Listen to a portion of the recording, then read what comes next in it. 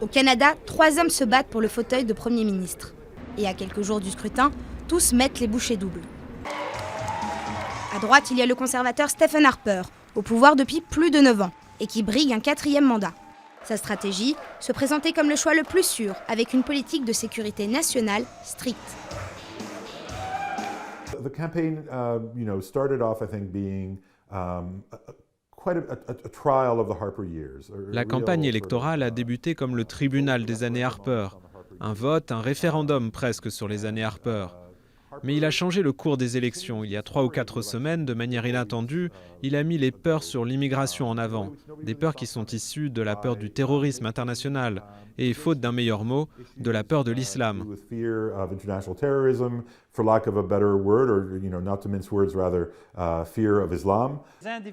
Les conservateurs restent solides, mais l'usure du pouvoir et une économie qui ralentit pourraient rattraper M. Harper.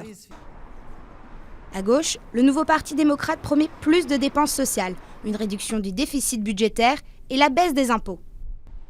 Au début de la campagne, son candidat Thomas Mulcair a fait figure de favori. Mais sa position ambiguë sur la question du port du voile intégral par les musulmanes l'a fait baisser dans les sondages.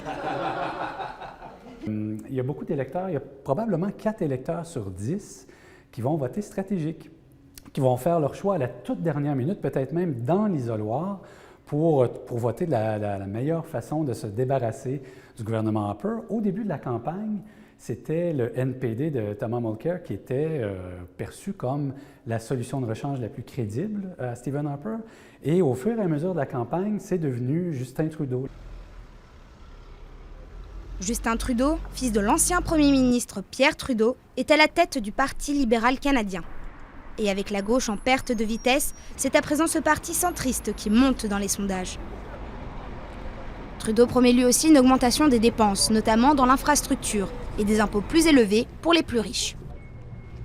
La campagne électorale canadienne, l'une des plus longues du pays, s'achève lundi.